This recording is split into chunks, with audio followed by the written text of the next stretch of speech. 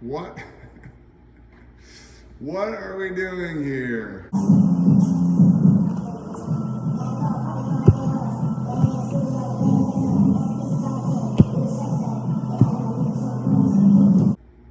Man, it's been a while. What are we doing here?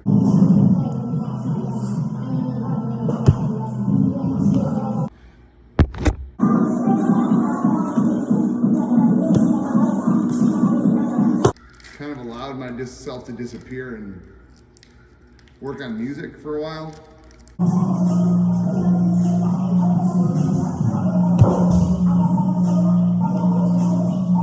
Travel, play a bunch of shows.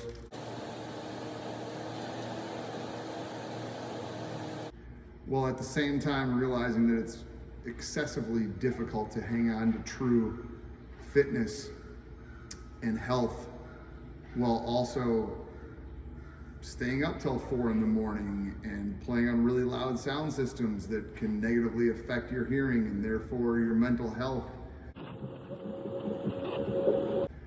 Fuck, and then having to come to terms with that again.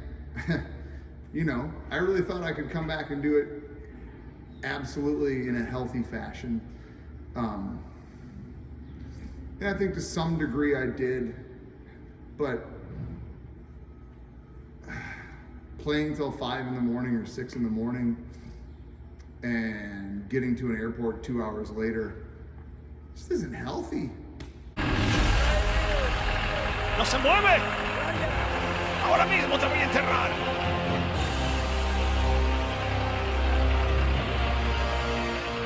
I gotta be honest with myself about that.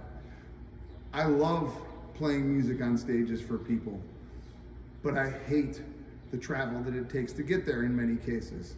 I'm focusing on getting back to where my fitness was in February of 2020. I feel like I was in a spot that was near optimal. You know, I was in my 40s, but wow, feeling amazing. And then March 2020, you know, we all know. Whatever your experience was for the year or 2 or 3 that led after that, I feel like I'm still recovering from that time in my life. Even if it's not alcohol, even if it's, you know, not like lack of sleep, nonstop travel. There's a lot on social media that goes into creating this perception that it's always just hype and it's always on stage and it's always the best party in the world because that's what gets shared. You're not shared in the experience of, you know, airplane transfers, and you're not shared in the experience of like taking a backstage where, oh God, it's all just crappy, dirty toilets. And I think it kind of gets glossed over, much like the actual work that goes into getting fit gets glossed over in the fitness space. Like all you see is perfect asses and perfect abs and pumped chests. You don't see what really goes into it, whether it's actual hard work and programmed or it's PEDs and SARMs.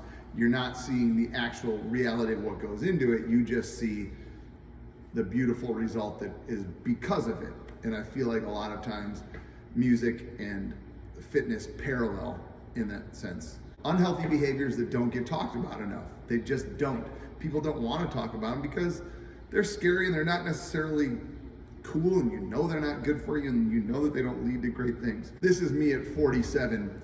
I had a much different worldview at 27, and I get it if you're out there running roughshod, crushing it and touring and having a blast. I understand that. This is just from my perception as a 47-year-old father of 4 that dipped his toes back in. So what am I doing? I'm training for fitness, I'm training for longevity, I'm training for health, while also having some performance goals in mind. I do want to break 20 minutes on a 5K. I do want to continue to be able to lift heavy loads. I do want to hang with the big boys on some conditioning workouts.